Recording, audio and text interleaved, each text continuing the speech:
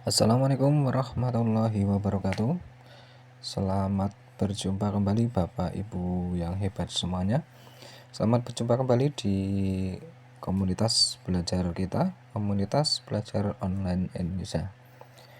Bapak Ibu sekalian, pada kesempatan kali ini nanti kita akan membahas salah satu materi yang berkaitan dengan kurikulum merdeka, yaitu nanti kita akan mencoba membuat ATP, alur dan tujuan pembelajaran pada kurikulum merdeka dengan cara yang mudah. Nah, untuk nantinya nanti Bapak Ibu bisa simak videonya bagaimana cara membuat ATP dengan mudah. Silakan nanti Bapak Ibu simak dan nanti bisa Bapak Ibu rangkum, dan nanti Bapak Ibu juga bisa untuk mencoba membuat ATP sendiri.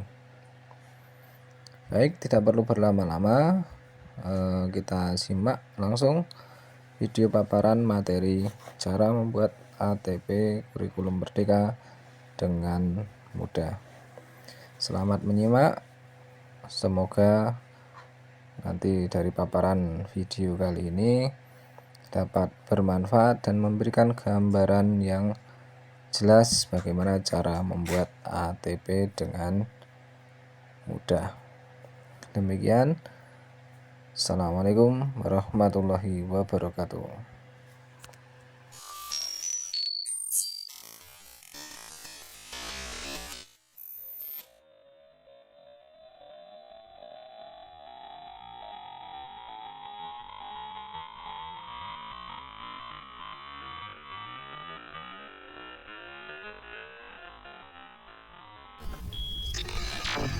Oke, marilah kita mulai bagaimana cara mudah untuk membuat alur dan tujuan pembelajaran.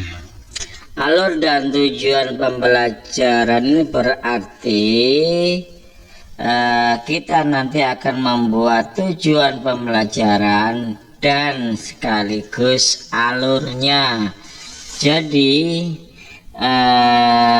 ini sebenarnya ada dua konsep di sini karena dihubungkan dengan kata dan ya. Di sini itu berarti bahwa ada dua konsep yang bisa dijadikan satu dokumen, yaitu bagaimana cara membuat tujuan pembelajaran, berikutnya sekaligus membuat alurnya. Apa itu alur? Alur adalah urutan-urutan penyampaian pokok pembelajaran atau tujuan pembelajaran atau materi pembelajaran, mulai dari awal fase sampai hingga akhir fase. Mana yang disampaikan pertama, mana yang kedua, mana yang ketiga, sampai mana yang terakhir, itulah yang disebut dengan alur tujuan pembelajaran. Oke, nah sebelum kita mempelajari tentang alur tujuan pembelajaran, maka yang perlu kita perhatikan adalah capaian pembelajaran. Apa itu capaian pembelajaran? Ini sebelum sobat pembelajar membuat atau mengembangkan ATP harus tahu dulu seperti apa sih definisi atau hakikat atau esensi dari capaian pembelajaran. Sebenarnya capaian pembelajaran ini adalah sahaja capaian pembelajaran atau CP merupakan kompetensi pembelajaran. Jadi sini saya tandai, saya kasih warna kuning ya, kompetensi pembelajaran yang harus dicapai peserta didik pada setiap fase, dimulai dari fase fondasi pada PAUD. Jadi sebenarnya CP ini adalah kompetensi. Kalau di dalam kurikulum 2013 namanya kompetensi dasar gitu ya. Jadi sebenarnya ini esensinya sama dengan kompetensi dasar, cuma kalau kompetensi dasar itu disusun dalam bentuk nomor, tetapi kalau CP disusun dalam bentuk narasi atau paragraf. Nah, kita ingat kembali seperti apa kompetensi dasar kurikulum 2013. Misal di sini ada 3.3 menyusun sistem persamaan linear, 3 variabel dan masalah kontekstual. Kemudian dipasangkan dengan 4.3 menyelesaikan masalah kontekstual yang berkaitan dengan sistem persamaan linear 3 variabel. Perhatikan yang namanya kompetensi di sini ada 2 hal penting, yaitu kata kerja dan konten atau materi. Jadi sebenarnya kompetensi ada 2 hal ya, kata kerja dan di dalamnya juga mengandung konten atau materi. Mana kata kerja? Menyusun. Yang 3.4 mana kata kerja? Menjelaskan. 3.5 mana kata kerja? Menjelaskan juga. Sekarang yang keterampilan menyelesaikan, menyajikan dan menganalisa, itu namanya kata kerja. Nah, kemudian kata kerja digabung dengan konten atau materi. Di sini materinya adalah sistem persamaan linear 3 variabel. Nah, di sini ketika ada kata kerja digabung dengan konten, itu disebut kompetensi. Maka kurikulum kita itu semenjak kurikulum 2006, bahkan semenjak tahun 2004, kurikulum kita itu berbasis kompetensi, maka disebut KBK. Apa bedanya dengan kurikulum yang sebelum KBK? Itu berbasis materi. Jadi ketika menyusun materi atau apa yang diajarkan tidak mengandung kata kerja. Nah, jadi kalau ada kata kerja gitu ya, kata kerja digabung dengan materi, itu disebut kompetensi dasar. Misalkan siswa dapat menyusun. Nah, dapat menyusun itulah disebut kompetensi, tapi belum lengkap. Dapat menyusun apa? Yaitu dapat menyusun sistem persamaan linear 3 variabel. Tetapi ketika hanya sistem persamaan linear 3 variabel, itu namanya materi. Nah, ketika ditambahkan dengan kata menyusun, menjadilah yang disebut dengan kompetensi. Nah, di dalam kurikulum 13 disebut kompetensi dasar. Mengapa kompetensi dasar? Artinya minimal. Jadi ketika menyampaikan kompetensi ini itu minimal, artinya boleh ditambah, dikurangi, jangan ditambah boleh. Itu esensi dari kompetensi dasar. Ingat, ada kata kerja dan ada konten atau materi, itu disebut dengan kompetensi. Nah, sekarang kita lihat capaian pembelajaran seperti apa. Kita lihat di sini, kalau matematika itu dibagi menjadi beberapa elemen ya, yaitu elemen bilangan, aljabar dan fungsi. Kemudian ada juga elemen analisis data dan peluang, ada juga elemen geometri. Ini yang saya ambil adalah elemen bilangan dan elemen aljabar dan fungsi.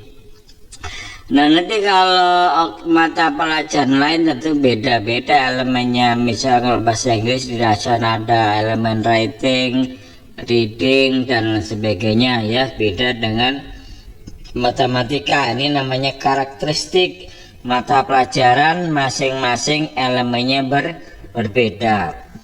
Oke, saya baca bagaimana bunyi capaian pembelajaran di akhir fase E. Fase ini adalah kelas 10. Di akhir fase E, peserta didik dapat menggeneralisasi sifat-sifat bilangan berpangkat. Nah, ini perhatikan. Menggeneralisasi ini adalah kata kerja. Kemudian sifat-sifat bilangan berpangkat ini adalah konten atau materi.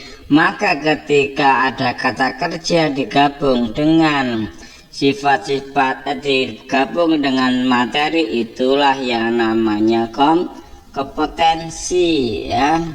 Jadi anak-anak diharapkan dapat apa? Dapat menggeneralisasi. Menggeneralisasi apa? Belum lengkap. Menggeneralisasi sifat-sifat bilangan berpangkat. Nah, itu disebut dengan kompetensi. Nah, kompetensi kedua di sini dapat menerapkan barisan dan deret aritmatika dan geometri. Nah, ini juga kompetensi.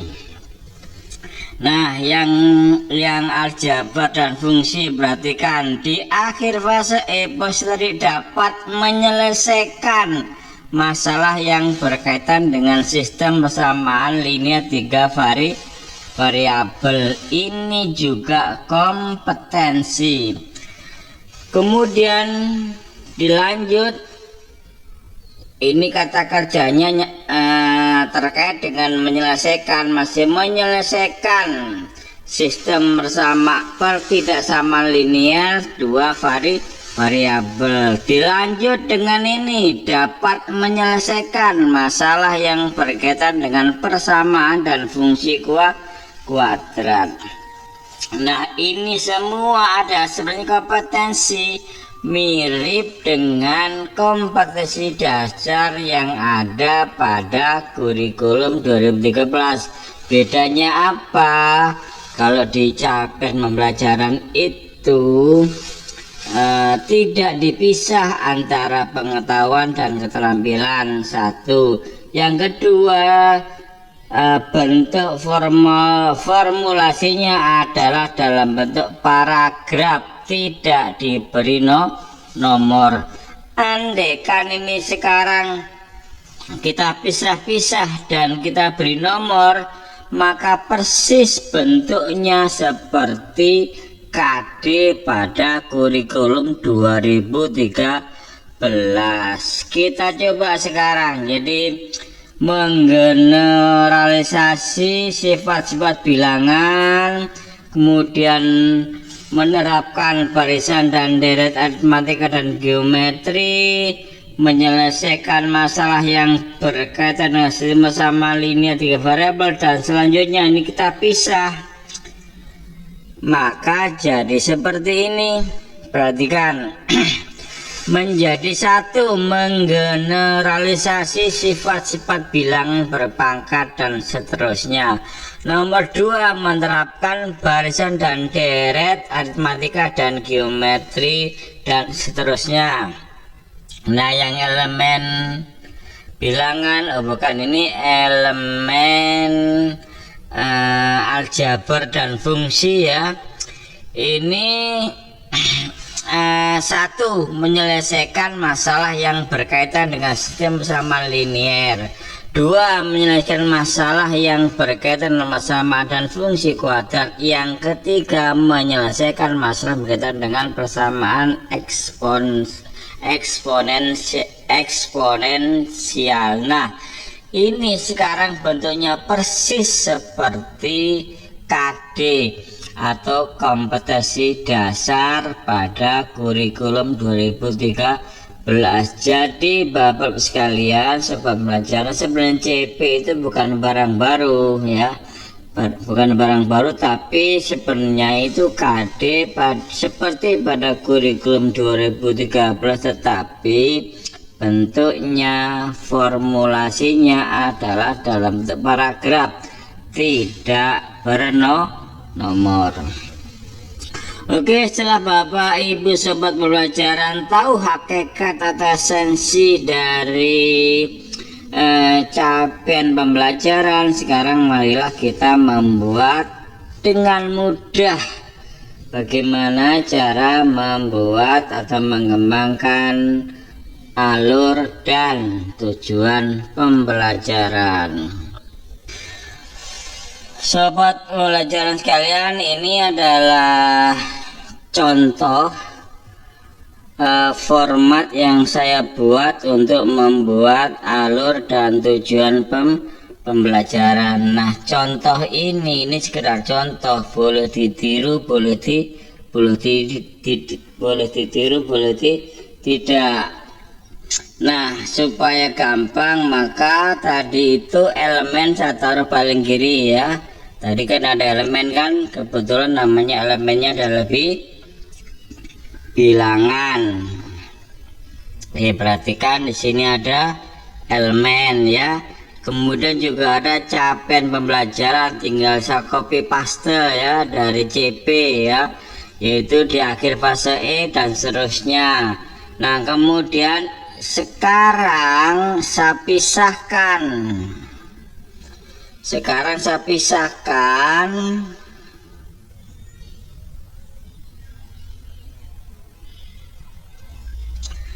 Dari capaian pembelajaran ini saya pisah-pisah menjadi kompetensi. Yang ini ya saya copy paste ya. Menggeneralisasi sifat-sifat bilangan berpangkat dalam kurung termasuk bilangan pangkat pecahan. Saya copy, saya taruh di sebelah kanan. Kemudian saya buat garis ya, nanti setiap kompetensi saya buat garis biar gampang pemilahannya. Kemudian ini saya copy paste juga, menerapkan barisan dan deret aritmetika dan geometri. Saya taruh di kompetensi kedua. Kemudian selanjutnya di sini ada lagi aljabar dan fungsi di akhir fase E gitu ya. Oke, coba saya besarkan. Ya. Nah, saya besarkan.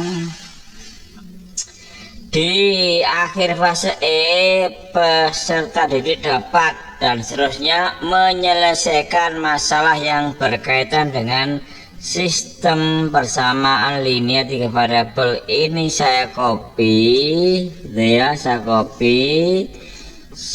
taruh di kompetensi ketiga. Kemudian yang keempat, yang ini menyelesaikan masalah yang berkaitan dengan persamaan dan fungsi. Nah, ini Bapak Ibu sekalian sobat pembelajaran, dari semua CP kelas 10 fase E, ada geometri, ada analis data dan peluang. Setelah saya pilah-pilah, saya pisah, ternyata menjadi 14 kompetensi. Yang terakhir adalah menyelidiki konsep dan kejadian saling bebas dan saling lepas dan menentukan peluangnya. Nah, sekarang dapat dipahami bahwa sebenarnya CP itu adalah mirip dengan KD kalau sudah dipisah-pisah seperti ini. Nah, Bapak Ibu kalau sudah berhasil memisah-misah CP menjadi beberapa kompetensi ya, maka Bapak Ibu dengan mudah bagaimana menyusun tujuan pembelajaran. Oke, Bapak Ibu sobat pembelajaran ini kan sudah terbiasa bagaimana menyusun tujuan pembelajaran berdasarkan kompetensi dasar pada kurikulum 2013 maka tentu kalau itu sudah dapat dipahami, menyusun tujuan pembelajaran berdasarkan kompetensi yang ada di kurikulum Merdeka, saya yakin sobat pembelajaran tidak mengalami kesulitan. Contoh ya, sekarang ini kompetensinya adalah menggeneralisasi sifat-sifat bilangan berpangkat. Nah, sebelum anak-anak mampu atau siswa mampu menggeneralisasi sifat-sifat bilangan, tentu kan tidak ujuk-ujuk anak diajar bagaimana menggeneralisasi sifat-sifat bilangan berpangkat. Tentu anak-anak harus tahu dulu apa definisinya bilangan berpangkat gitu ya.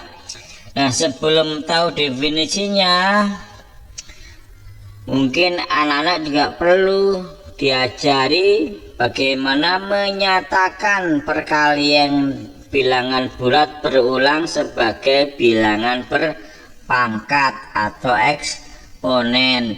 Jadi kata kunci menggeneralisasi ini dapat dijabarkan menjadi kurang lebih 5 tujuan pembelajaran. Nah, apakah nanti Bapak Ibu mendapatkan 5, mendapatkan 3, mendapatkan 6, mendapatkan 10 barangkali, maka ini tergantung keterampilan sobat pembelajar bagaimana menjabarkan, dan juga nanti kedalaman materi itu juga tergantung dari sumber daya pengajar dan siswa yang diajar. Misalkan sampai di sini ya, kata kuncinya menggeneralisasi sifat-sifat eksponen.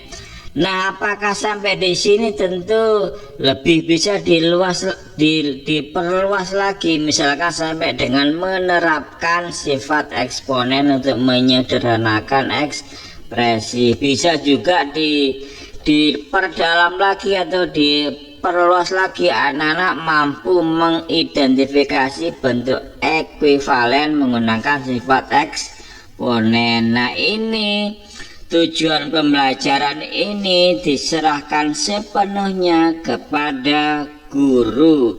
Bisa jadi nanti dengan guru lain berbeda, dengan sekolah lain berbeda gitu ya, dengan guru-guru se-Indonesia bisa jadi berbeda karena sepenuhnya diserahkan kepada guru-guru.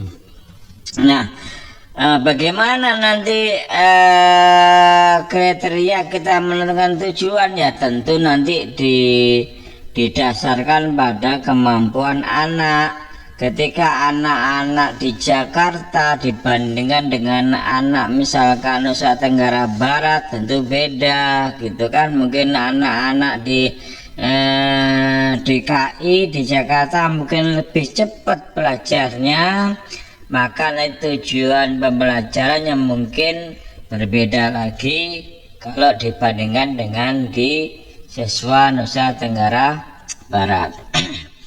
Oke, setelah Bapak Ibu tahu bagaimana cara membuat tujuan pembelajaran, dan ini yakin sudah Bapak Ibu pernah menentukan tujuan pembelajaran berdasarkan kompetensi, maka insya Allah tidak mengalami kesulitan. Oke, setelah itu semua dijabarkan menjadi tujuan-tujuan pembelajaran. Misalkan menerapkan barisan dan deret, ada tujuannya sampai berapa ini? Sampai 11, sampai malah 30, sampai 16. Kemudian menyelesaikan masalah yang berkaitan dengan hasil persamaan linear 3 variabel. Di sini saya membuat 2 buah tujuan pembelajaran. Semua sampai terakhir sobat pembelajaran, nanti totalnya harus 108 jam pelajaran. Nah, perhatikan ya. Di sini total JP-nya. Jadi masing-masing KD itu diperkirakan alokasi waktu yang dibutuhkan ya. Misalkan untuk menggeneralisasi ini saya kasih 9 jam, kemudian menerapkan barisan dan seterusnya 12 jam, sampai nanti terakhir 14 kompetensi, totalnya harus 108 jam. Mengapa harus 108 jam? Ini sesuai dengan struktur kurikulum bahwa alokasi waktu untuk matematika fase E adalah 108 jam per tahun. Jadi ini kita rancang dalam 1 tahun. Nah, setelah Bapak Ibu sobat pembelajaran mampu membuat tujuan-tujuan pembelajaran dan alokasi waktunya, tiba gilirannya sekarang kita membuat alurnya. Nah, alur ini adalah urutan-urutan pembelajaran dari fase awal fase sampai akhir fase. Kapan disampaikan urutan pertama, urutan kedua, urutan ketiga, ini bisa kita atur. Contoh misalkan untuk kompetensi yang pertama ini tidak harus disampaikan yang pertama.